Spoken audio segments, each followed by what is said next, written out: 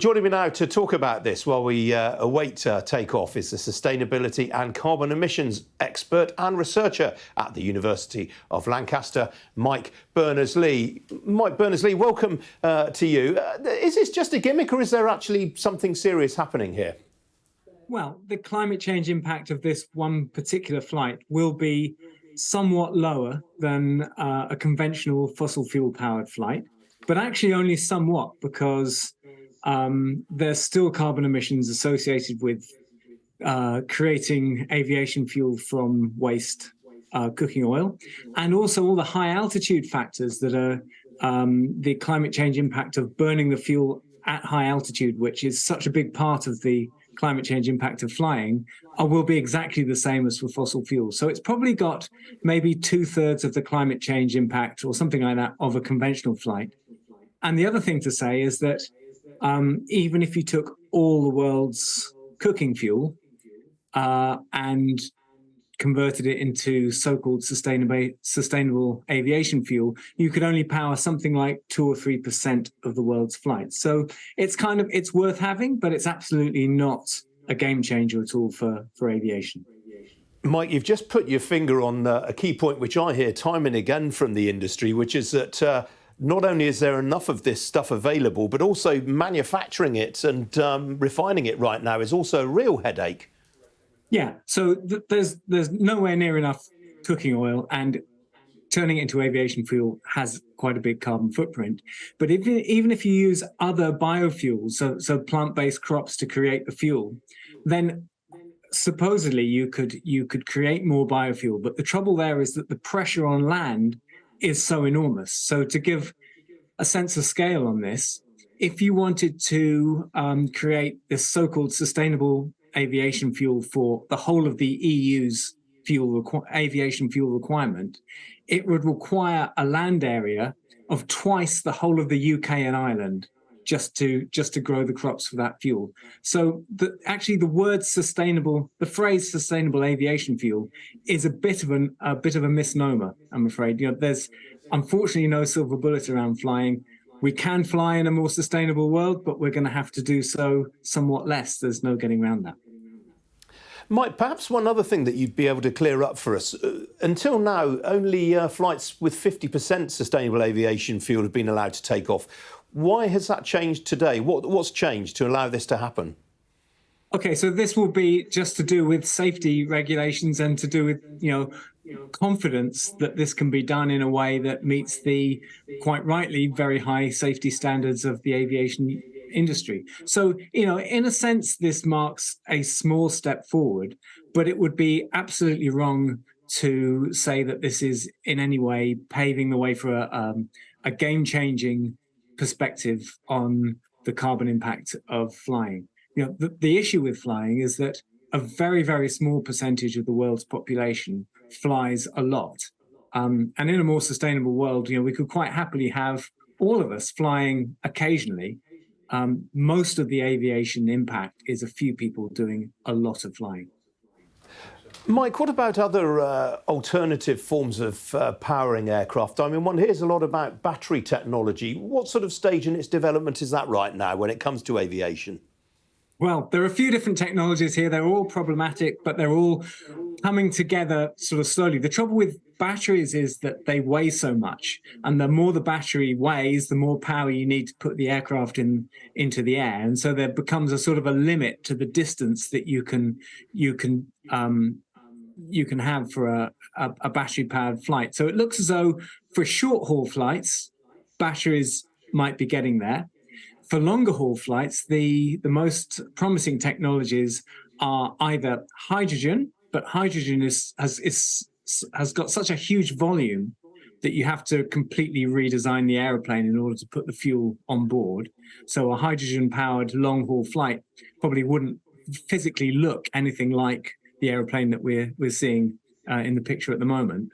And the other main possibility at the moment is ammonia, which has got the advantage that it's much more dense than hydrogen, and you can create it from hydrogen. And so that might be the secret to more sustainable long-haul flights in the future.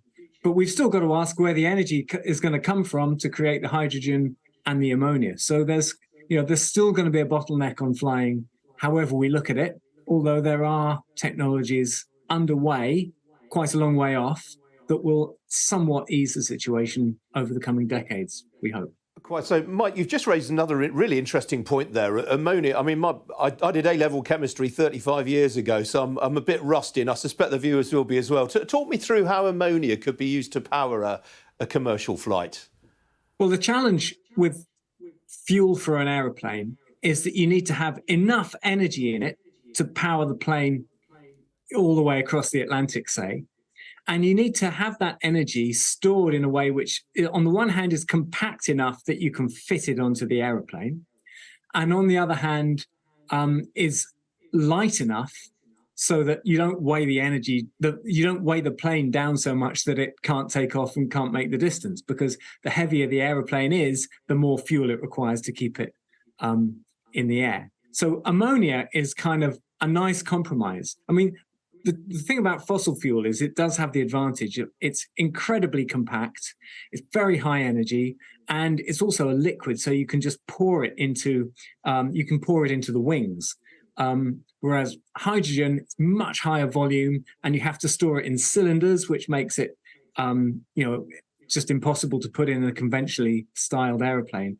But ammonia has a huge advantage that it's much more energy dense than hydrogen, and you don't have to store it in pressurized cylinders in the same way. And so it's possible to put it into a conventional aeroplane and power it just about across the Atlantic. Possibly not all the way to Hong Kong in one go, but you can get a pretty good long-haul flight out of it.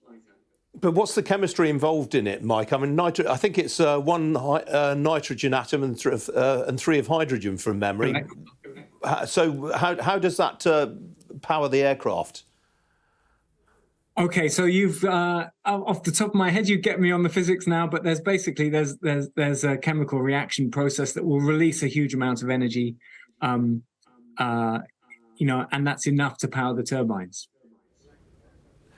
Okay. Do you detect much? Really interesting what you said just now about hydrogen powered flights. I mean, it will involve, as you say, a complete redesign of a lot of these aircraft. I don't detect much enthusiasm on the parts of the likes of Boeing and Airbus to embark on something like that. No, I think realistically, we're talking quite a long way down the line, because aircraft, the conventional shape of an aircraft would have to be completely different. I mean, the shape of the wings, you'd be talking about a different kind of aerofoil. And aircraft have a long lifetime. It takes a lot to build them, and once you've built them, you want them to last a few decades. So I think for that reason, that hydrogen-powered long-haul flights are going to be quite a way off, and ammonia may be a more pragmatic solution over the next couple of decades. But it's absolutely not going to be so-called sustainable aviation fuel from plant-based biofuels, because of the pressure on land that puts. We've only got so much land in the world, and with all that land, we need to feed the world and look after nature and deal with climate change. And it's creating a lot of biofuel just puts far too much pressure on the whole land system. Implicit in what you're saying, Mike, is that the cost of aviation, if we are to switch to fossil-free, is going to go up for everyone. Yeah, I think that's right. I mean, we can talk about how that happens. It need not be for everybody's first flight. I mean, one very interesting idea is that we have a flight price escalator. So you get your first flight for a certain amount, and your second flight costs you a bit more, and your third flight starts to cost you quite a lot more. And by the time you're up to 5 flights, your fifth flight costs you a lot more money than your first one. And that will be a way of redistributing the way that flying happens, so that everybody can fly for a really good reason. Maybe it's an annual short-haul flight, and maybe it's a long-haul flight every now and then.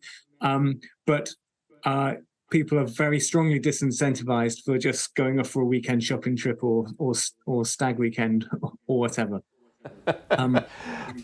So, it's a good point.